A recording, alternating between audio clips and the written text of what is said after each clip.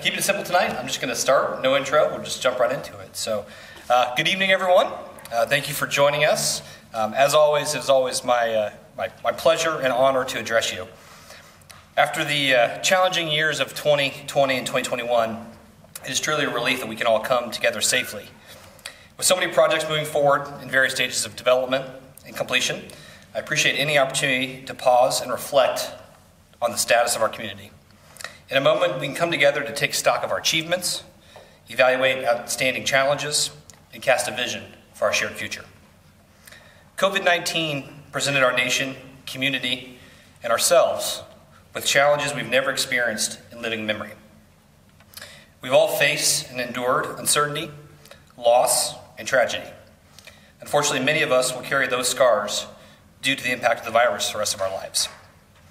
But I will be eternally grateful for the dedication and the service of our public safety officers that worked on the front lines during this pandemic.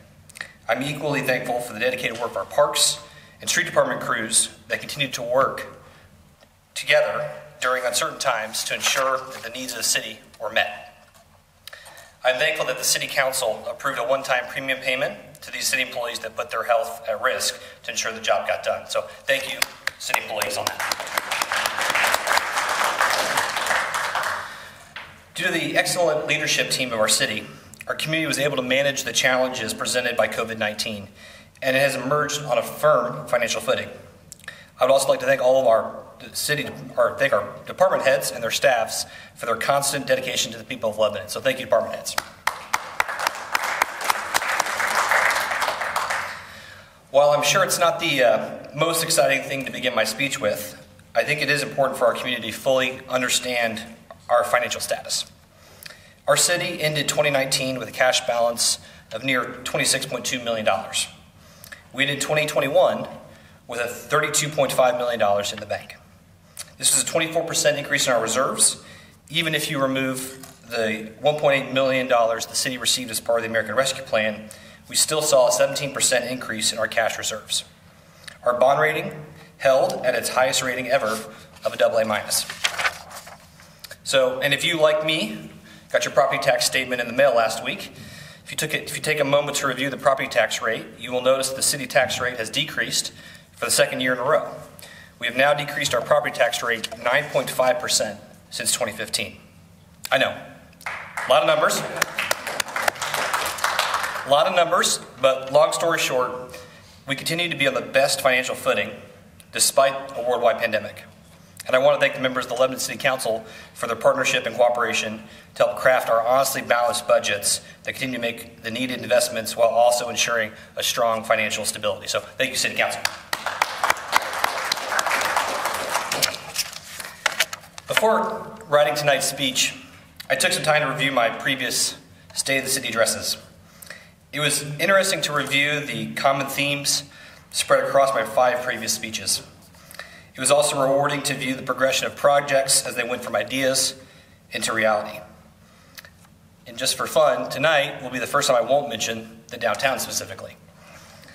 The common thread, though, throughout it all, and you will continue to hear it again tonight, is a focus on making Lebanon the best version of itself, ensuring that the Lebanon that we love and live in continues to be a thriving and successful community with a high quality of life. As mayor, I often hear criticisms from some saying that I want Lebanon to be Carmel or Zionsville or name some other community with some poor reputation in your mind. I assure you that I do not. I want Lebanon to be the best version of itself. I want Lebanon to be the best version that we can make it together. Every community is different. Different strengths, weaknesses, personality, culture. We all have unique characteristics here in Lebanon, and I want to work every day to make sure we strengthen our positives and minimize our negatives. Speaking about Lebanon's strengths, our park system continues to improve. We've embarked on a refresh of our 5-year master plan, and I want to thank John Messenger and his team for working with the community to dream big and create an ambitious goal for our community parks. As someone that believes communities should be walkable and accessible, I have challenged to bring some type of park facility to within half a mile of every Lebanon citizen. This year, our park system will see a significant level of investment.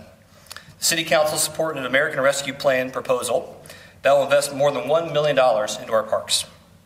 As you may have noticed, earlier this year we cleared the invasive and immature trees at Abner Longley Park. That allowed us to clean up and create nature trails around Conservation Pond. The clearing of this thicket will make our parks more accessible and safer. Unfortunately, over the years, we've had issues with vagrancy, drug use, and other undesirable activities in this secluded area of the park. A busy park, an accessible park, is a safe park. The plan also includes funding to construct a pier in the Conservation Pond that will allow citizens of all ages and abilities to access and enjoy the fishing opportunities. Now, I know there are many in this room and many citizens in our community that have fond memories of fishing at the Conservation Pond, and maybe some memories of fence hopping there as well. John, I know you do. But this new feature will ensure that new generations will be able to enjoy the splendor and simple pleasure of the pond. The proposal also includes funding for the redesign and installation of our disc golf course. Moving north to Memorial Park, our park improvements are already well underway.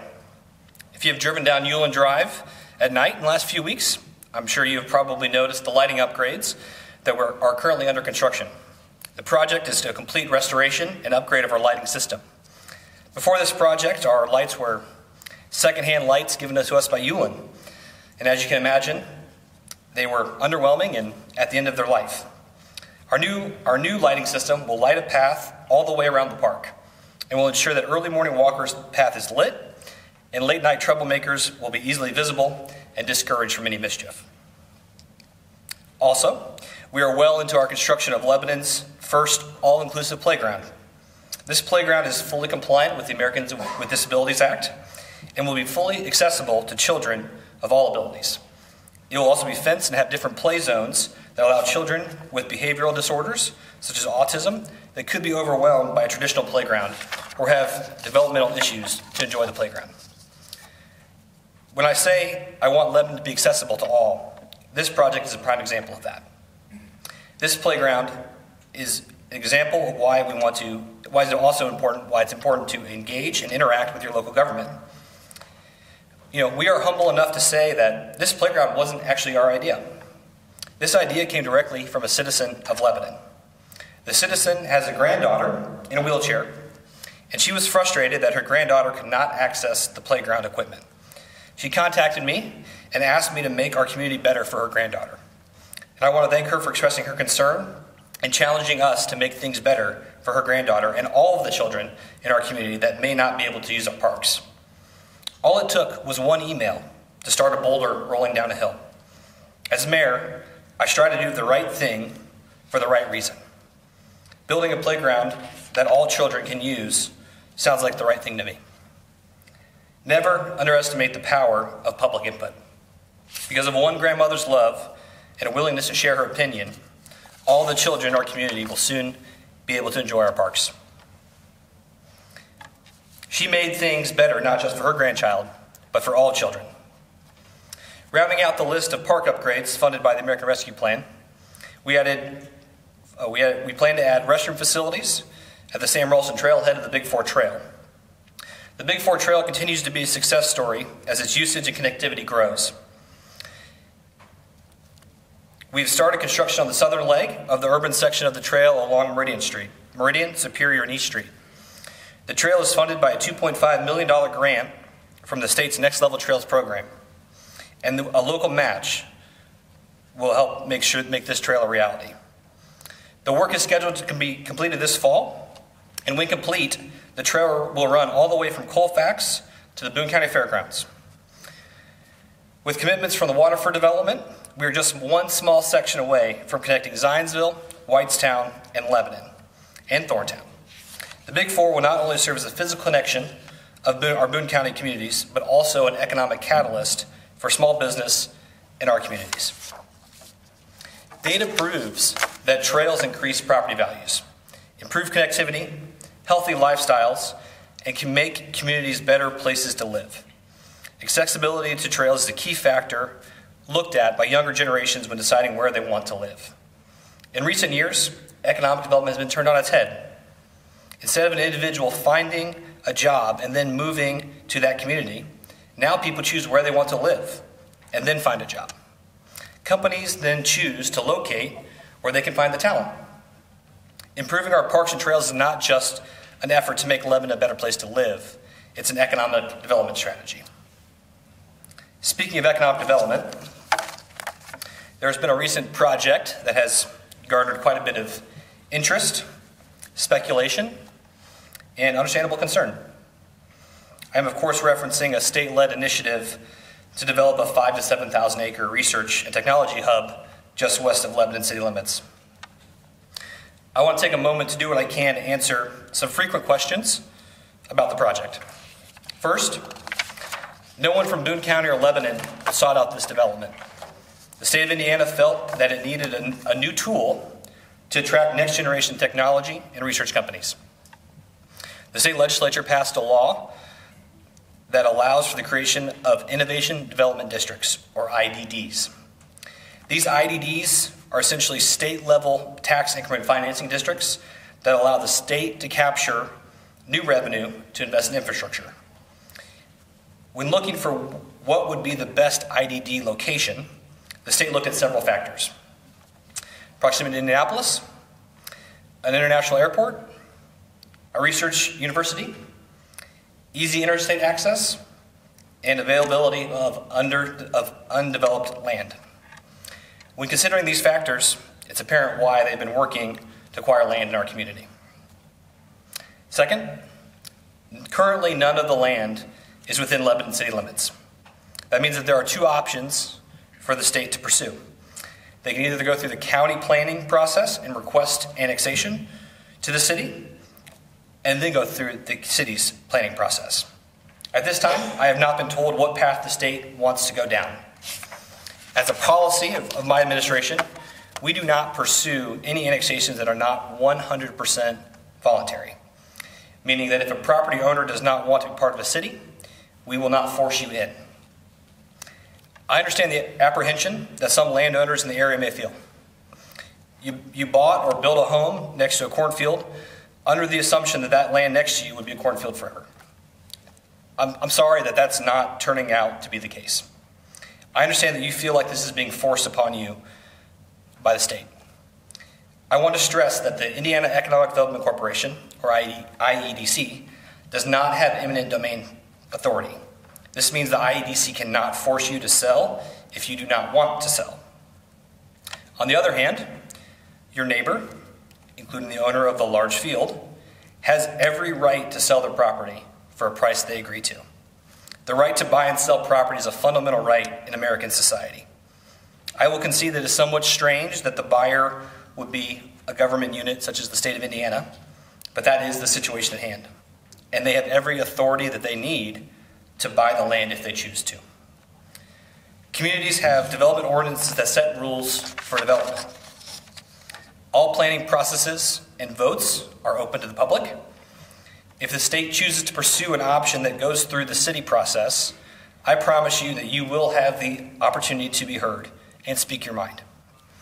This project is incredibly early in development. I have not even seen a map of the state's plan. They have not solved every problem. They do not have an answer to every question. They are still working to formulate everything. I will also say this project does, though, have the potential to greatly benefit our community today and for generations to come. This will not be some run-of-the-mill business park. This will be Indiana's premier economic development effort. They will try to bring in companies that will be integral to our nation's future. Companies that will pay six-figure salaries and make products that all of us will be using and demanding decades from now. These companies will provide unimaginable career opportunities for people today and future generations. Instead of seeing a trend of children and grandchildren leaving our area to seek greater opportunities elsewhere, they would have a reason and a desire to stay and work in those next generation careers and raise families of their own here. Nearly 200 years ago, when pioneers came to Boone County, They did not find neatly organized corn and soybean fields with drainage ditches laid out by the Creator. All of this area was a dense forest, with much of it being swampland. A pioneering spirit drove those settlers to clear the trees, drain the swamps, and carve a future for their families from the land. I believe that pioneering spirit still resides within us today.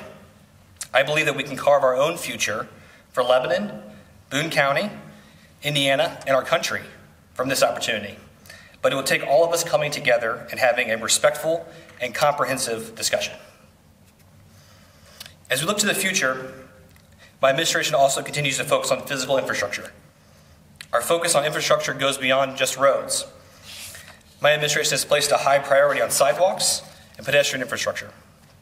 The maintenance and improvement of these pathways are critically important as we try to build a connected and healthy community. A bad sidewalk can be a barrier that keeps the elderly isolated. In light of this, we've installed hundreds of ADA accessible ramps to ensure that neighbors can meet neighbors. A connected community is a strong community. At the end of 2021, the city was awarded a $1 million grant from the state of Indiana as part of our Community Crossings program to resurface 9 miles of road.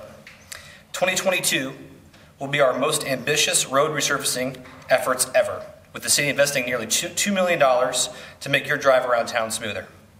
On Tuesday, we actually received word from the state that we were successful in getting another Community Crossings grant to replace the bridge in Elmwood in 2023.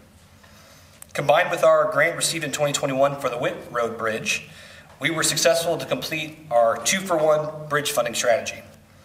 The Witt Road Bridge construction will begin in June. One school is let out for the year, with completion before August, before school starts up again.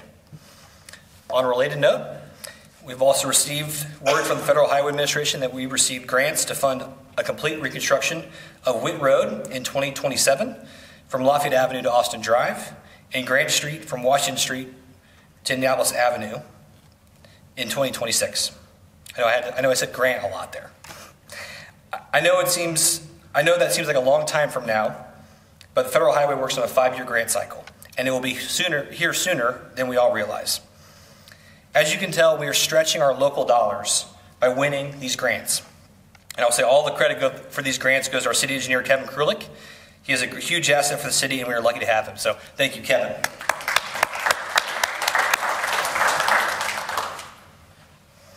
Can't believe I'm almost 20 minutes into this speech, and I still haven't mentioned one of the most exciting projects the city is working on, Hickory Junction Fieldhouse.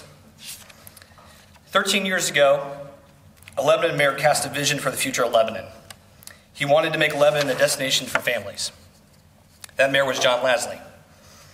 In what was sadly his only State of the City address, hosted at the old Holiday Inn, Mayor Lasley cast a vision of a vibrant and thriving Lebanon. Unfortunately, less than a year after Mayor Lasley's State of the City, the hotel closed, a victim of the Great Recession. And not long after, Mayor Lasley passed away from cancer just 16 months into his first term. The building sat vacant and blighted for 4 years. At one point, an arsonist even tried to burn down the abandoned structure. The old Holiday Inn was acquired by the city and then demolished in 2012. Ever since, Lebanon has been trying to find the right fit for a decade. There have been many starts and stops, periods of momentum and stall. Various groups have proposed everything from a truck stop to an ATV power sports dealership. At the end of the day, I always believed that there was a higher and better use for this site. We wanted to make sure that we found the right deal, not just the first deal. And I believe that we have now found that highest and best use. The site has a history of being a tourist destination as a former holidome. Over the years, the Holiday Inn hosted countless events, conferences, and families looking for a weekend of fun. The site will once again become a major tourism and recreation draw for Lebanon, Boone County, and the entire state of Indiana.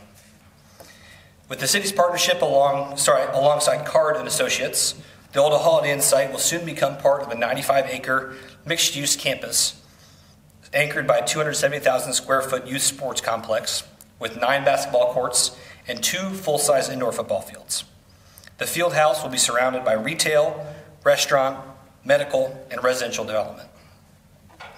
I am also pleased to say that we will be able to construct this project without increasing taxes on Lebanon residents. Our city team has worked extremely hard to ensure that this project is self-supporting, meaning that the development's own taxes pay for its own infrastructure, cost, and construction. Site preparation, infrastructure, and construction of the field house will begin as soon as the finances are fully approved. That could happen as soon as next month. The field house is also on target to open in 2023. The city is excited to be working with the team at Card & Associates. Card & Associates are proven operators in the youth sports market here in Indiana.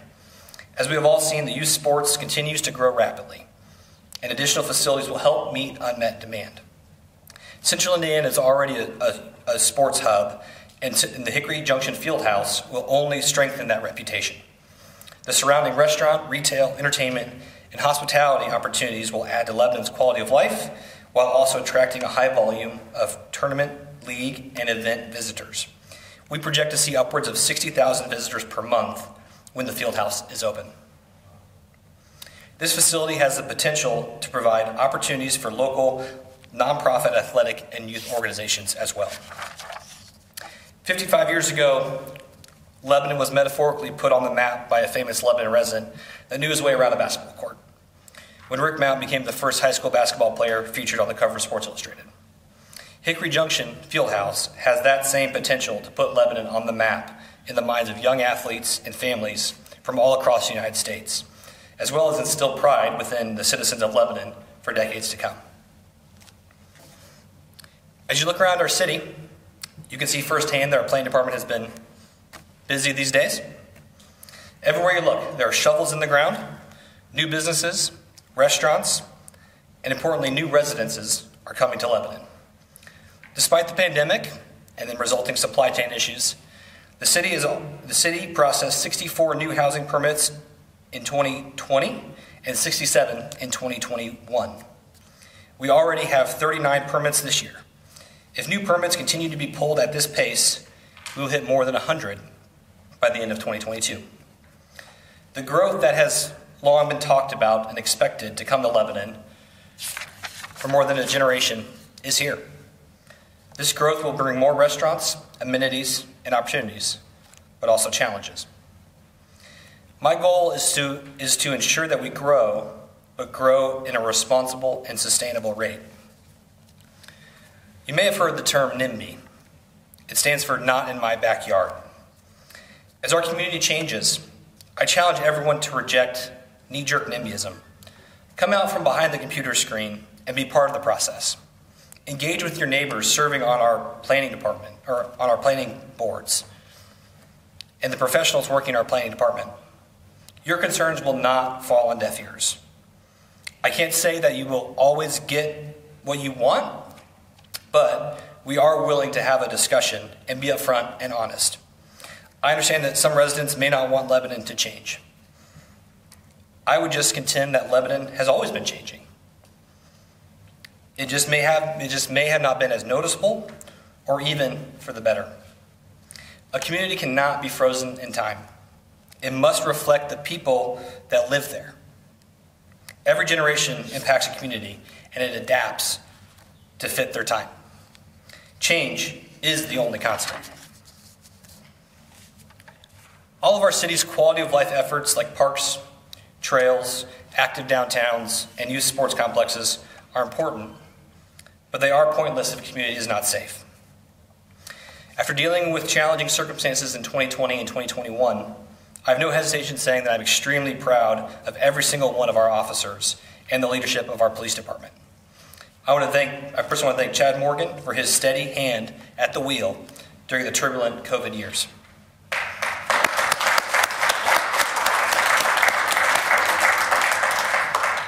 All of our departments, but especially the police and fire departments, had to face unforeseen and unexpected challenges over the last 4 years. We've been able to add additional officers as needed, and we hope to continue to do so. The increased boots on the ground are accomplishing the goal of making those that would break the law uncomfortable in Lebanon. Our men and women in uniform continue to work hard every day to make Lebanon safer for all of us.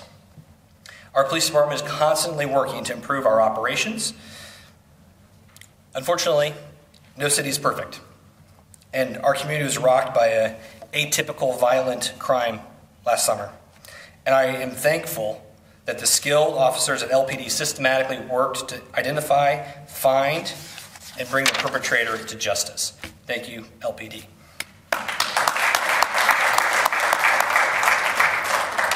I know that I sleep well at night knowing that the Lebanon Police Department is watching over all of us. One of the most apparent and disappointing commonalities in my previous State of the City addresses relates to the Lebanon Fire Department's relationship with Center Township, the fire department. It saddens me that after years and years of the city begging and pleading with Center Township to meet basic standards, we made negligible progress. Chief Batts and I agreed that we had to make a difficult decision and revoke our mutual aid agreement with the Center Township Fire Department. As I've learned from Chief Batts, the fire service is all about managing risk, and the risk had become too great. After years of haphazard and substandard oversight, we felt we had no other option. I will say it again publicly, this is not a reflection on the firefighters of Center Township. It is a tragic failure of leadership. Our proposed memorandum of understanding asked for Center Township to meet the bare minimum standards of modern firefighting operations. We were rebuffed. We had no other option. I still firmly and unequivocally believe that it is in the best interest of both Lebanon and unincorporated Center Township citizens to join our departments. Some have accused Chief Batts and me of being power hungry or wanting to take Center Township's money. Nothing could be further from the truth. I want and have always wanted the highest level of service for the lowest possible cost. A unified development is that clear and logical solution. If the situations of our departments were reversed, I would have absolutely no hesitation negotiating with the Center Township trustee to provide fire protection service for the city of Lebanon. But that is not the reality of our current situation. We proposed a shared fire board that would have had representation from both the city and the unincorporated township. The trustee would not even meet with me to discuss it.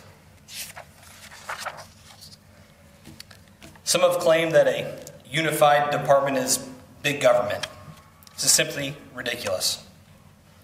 Two separate fire departments with two separate chiefs responsible to two separate elected boards in a community of 17,000 people is inefficient and an unnecessary duplication of services. We can find a better solution. When one department makes 85% of their runs within another department's jurisdiction, that is a massive overlap of service. Now, if anyone suggests that Center Township problems can be solved by adding more firefighters or buying new equipment, that cannot be done sustainably without increasing spending, which means a tax increase for citizens. That's irrefutable. Keep in mind also that Center Township is shrinking. As Lebanon grows, the burden of an enlarged Center Township Fire Department will be shouldered by fewer and fewer taxpayers. If a unified solution cannot be found soon, the city and the Lebanon Fire Department will be forced to explore the option of constructing a western station to fill a gap in our response area. I do not want to build a new station when an existing station could easily be refurbished and upgraded. If a new station is built and staffed, the opportunity for the full-time firefighters in Center Township to join the Lebanon Fire Department will have been missed. We are once again having an election for Center Township trustee. After missing an opportunity for reform in 2018, only to see things get worse, I strongly urge everyone to consider a candidate's openness to unification. As your mayor, I have always focused on putting people first. I want Lebanon to be a welcoming and vibrant community for people of all walks of life. There will always be challenges to face and problems to solve, but I'm grateful for the confidence the community has placed in me to continue working on your behalf. I've always tried to look forward to the future and ensure that Lebanon is a place that my children will want to grow up and raise their own family. Becoming a father in 2020 has focused and strengthened my passion. I know that I will not please everyone, but at the end of the day, please know that I'm working to make our community stronger and always putting Lebanon first. Our Lebanon has a bright future ahead of it, and I hope you're excited to be part of it. So before I close, I also want to thank my wife. Without her support and love, I could not do what I do for this community. So thank you, Abby. And thank you all for joining us tonight, and God bless you all. Thank you so much.